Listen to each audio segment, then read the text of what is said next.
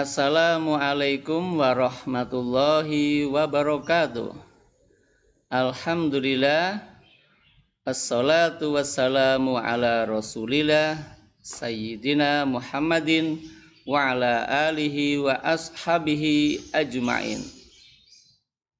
Apa kabar anak-anak? Mudah-mudahan kalian senantiasa dalam lindungan dan rahmat dari Allah Subhanahu wa ta'ala. Insya Allah sekarang kita akan masuk kepada pembelajaran aspek akhlak. Perilaku yang muncul secara spontanitas tanpa difikirkan dan didiskusikan, muncul otomatis, itu adalah akhlak. Kali ini kita masuk pada akhlak mahmudah atau akhlak yang terpuji, yaitu perilaku yang muncul secara spontanitas tapi nilainya positif, nilainya baik, yaitu tentang tata krama, sopan santun, dan rasa malu. Tentunya kita sering berkomunikasi di masyarakat, berinteraksi, bermuamalah dengan yang lebih tua, dengan yang sebaya, dengan yang lebih muda. Maka di sana perilaku yang kita lakukan akan dilihat oleh orang lain.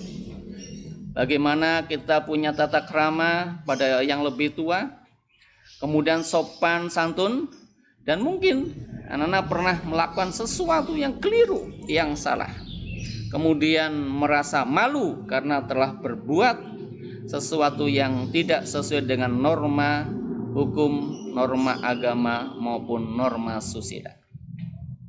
Maka insya Allah dalam pembelajaran kali ini kita akan mempelajari tentang tata krama, sopan santun, dan malu.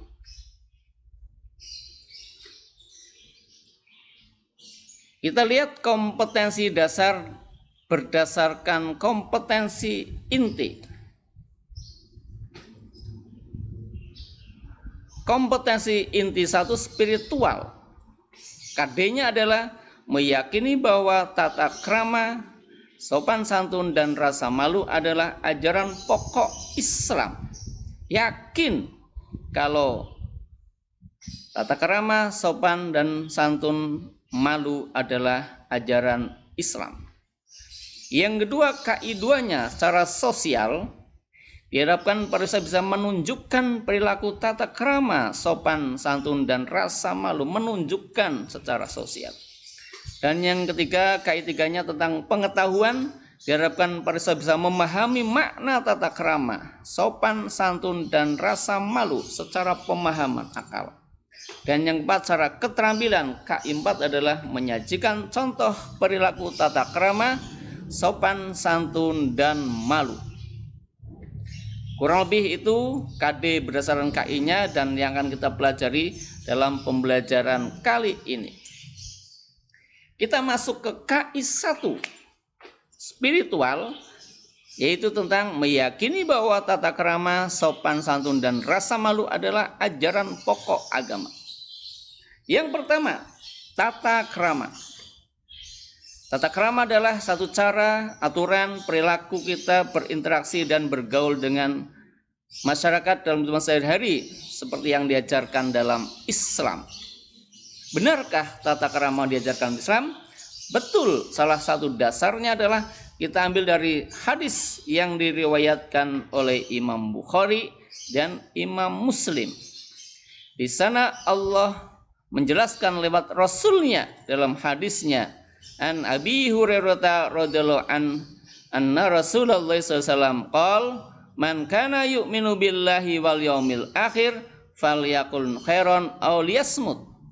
Wa man kana yu'minu billahi wal yaumil akhir falyukrim jarahu. Wa man kana yu'minu billahi wal yaumil akhir falyukrim dhaifah. Rawahul Bukhari wa Muslim.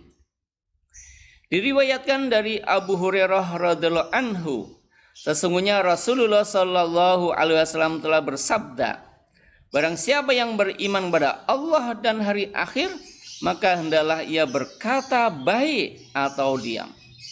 Barang siapa yang beriman kepada Allah dan hari akhir, maka hendaklah ia memuliakan tetangga Dan barang siapa yang beriman kepada Allah dan akhir, maka hendaklah ia memuliakan tamunya. Hadis riwayat Bukhari dan Muslim. Dalam hadis tersebut, kita dianjurkan memiliki tata krama, perilaku yang baik dengan masyarakat. Berkata yang baik, kalau nggak mampu, diam. Memuliakan tetangga, dan juga memuliakan tamunya. Maka tata krama ini adalah bagian dari ajaran Islam. Kita lanjutkan tentang sopan santun. Benarkah sopan santun diajarkan dalam Islam? Sopan santun adalah perilaku yang dilakukan seseorang terhadap orang lain dengan wajar sehingga menarik simpati orang di sekitarnya. Misalkan dalam Al-Quran surat Al-Baqarah ayat 83. Allah subhanahu wa ta'ala berfirman, A'udzu billahi minasyaitonir rajim. Wa idz akhadna mitsaqa bani Israila la ta'buduna illallaha wa bil walidaini ihsana. Wabil walidaini ihsana wa dzil qurba wal yatama wal masakin wa qulu linnasi husna wa qimus salata wa atuz zakata summa tawallaitum illa qalilan minkum wa antum mu'ridun. Artinya, dan ingatlah ketika kami mengambil janji dari Bani Israel, yaitu janganlah kamu menyembah selain Allah dan berbuat kebaikanlah kepada kedua orang tua, kaum kerabat, anak yatim dan orang-orang miskin, serta ucapkanlah kata-kata yang baik kepada manusia. Dirikanlah salat dan tunaikanlah zakat. Kemudian kamu berpaling mengingkari kecuali sebagian kecil dari kamu dan kamu masih menjadi pembangkang.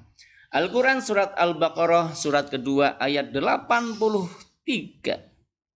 Di sana dijelaskan bagaimana perilaku kita kepada orang lain. Berbuat baik kepada orang tua. Berbuat baik kepada saudara-saudaranya. Mengucapkan kata-kata yang baik kepada manusia. Dan juga yang lainnya. Ini salah satu ayat yang menjelaskan bahwa sopan santun itu memang diperintahkan dalam ajaran Islam. Yang ketiga, malu. Malu adalah perasaan tidak enak hati karena berbuat sesuatu yang kurang baik, kurang benar karena yang dilakukan berbeda dengan norma-norma yang diyakini bernilai baik dan benar oleh suatu masyarakat. Benarkah anak-anak kalau malu itu adalah ajaran pokok dari agama Islam? Betul sekali. Banyak ayat Al-Quran maupun Al-Hadis yang menjelaskan agar kita memiliki sifat malu. Di antaranya adalah sabda Rasulullah sallallahu alaihi wasallam. Qala Rasulullah sallallahu alaihi wasallam, "Inna likulli dinin khuluqan wa khuluqul islamil haya'u." Rawahu Ibnu Majah.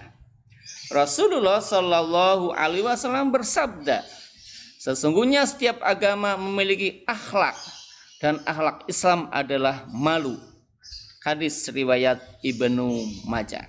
Sehingga ketika kita malu atas perbuatan dosa, perbuatan salah yang tidak sesuai dengan norma, maka kita memiliki rasa malu. Anak yang dimuliakan Allah Subhanahu wa taala. Kita masuk ke KI 2. Sosial, menunjukkan perilaku tata krama, sopan santun dan rasa malu. Bahwasanya ketika kita hidup di masyarakat, berinteraksi dengan lingkungan sosial, maka kita harus menunjukkan perilaku yang baik, tata krama, sopan santun dan rasa malu.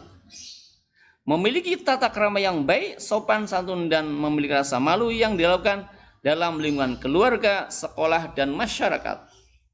3 lingkungan yang perlu kita perhatikan. Keluarga, sekolah, dan masyarakat. Kita terapkan, tunjukkan perilaku kita memiliki perilaku yang baik, akhlak yang mulia, yaitu punya tata krama, sopan santun, dan rasa malu. Kemudian yang kedua juga dengan lingkungan alam. Tidak hanya kepada lingkungan keluarga, masyarakat, tapi juga lingkungan alam semesta. Bagaimana perilaku kita menunjukkan keramahan terhadap lingkungan alam semesta, memeliharanya dan tidak merusaknya. Pepohonan, jalan, air, udara, lingkungan hidup itu, ekosistem yang ada, kita harus ramah dengan mereka. Karena itu bagian dari perilaku yang kita tunjukkan kepada mereka. Pelihara, jangan sampai merusak alam semesta ini. Kita masuk kepada KI 3 tentang pemahaman, yaitu memahami makna tata krama, sopan santun, dan rasa malu. Di awal sudah sedikit tadi diungkap tentang pengertian tata krama, sopan santun, dan rasa malu. Di KD ini kita akan menjelaskan bagaimana bentuk dan pengertian yang dimaksud. Yang pertama, tata krama. Tata krama adalah cara, aturan, perilaku kita berinteraksi dan bergaul dalam kehidupan sehari-hari seperti yang diajarkan dalam Islam. Perilaku kita, aturan kita, tata caranya bergaul dengan masyarakat. Kemudian yang kedua adalah sopan santun. Sopan santun adalah perilaku yang dilakukan seseorang terhadap orang lain dengan wajar sehingga menarik simpati orang di sekitarnya. Kewajaran, apa yang biasa dianggap baik, dianggap sopan, kita lakukan. Kemudian yang ketiga adalah malu. Perasaan tidak enak, hatinya enggak enak. Kenapa? Karena berbuat sesuatu yang kurang baik, kurang benar, berbeda dengan norma-norma yang diyakini bernilai baik dan benar oleh suatu masyarakat. Contoh kecil saja, ketika kita di masyarakat ada kerja bakti bersama, kemudian kita tidak mau berangkat kerja bakti, ini keliru. Dianggap norma masyarakat menunjukkan tidak mau bergaul dan kerjasama. Ketika kita tidak ikut bergabung dengan masyarakat, tidak ikut kerja bakti, malu rasanya ke mereka, berarti kita punya akhlak yang mulia, sifat malu. Tetapi ini harus ditindaklanjuti, tidak hanya malu, kita rubah, ikut gabung dengan masyarakat. Di sekolah, ketika anak membolos, keliru, malu. Datang terlambat, malu. Nggak kerjakan tugas, malu. Nilainya tidak sesuai dengan KKM atau di bawahnya, malu. Nah, maka ini harus kita terapkan dalam kehidupan sehari-hari. Apa manfaatnya kalau kita memiliki tata krama, sopan santun, dan rasa malu? Yang pertama, mendapatkan pahala dan bernilai ibadah. Kenapa mendapat pahala dan bernilai ibadah? Karena itu semua adalah perintah agama. Allah dan Rasul-Nya nyuruh kita agar memiliki perilaku tata krama, sopan santun, dan malu. Maka ketika itu kita lakukan, kita dapat pahala dan itu dianggap ibadah. Yang kedua, mendatangkan keharmonisan dalam kehidupan bermasyarakat. Kenapa terkadang terjadi pertengkaran, kekurang harmonisan? Karena apa? Perilaku yang ditunjukkan oleh anggota masyarakat menunjukkan perilaku yang tidak baik. Nah, ketika kita sopan, kita rasa malu, punya tata krama, maka insya Allah harmonis antara satu anggota masyarakat dengan masyarakat yang lainnya. Yang ketiga, timbulnya rasa hormat dan saling menghargai. Kenapa kita dihormati orang lain? Karena kita punya karakter yang baik. Kenapa kita dihargai orang lain? Karena kita punya karakter yang baik.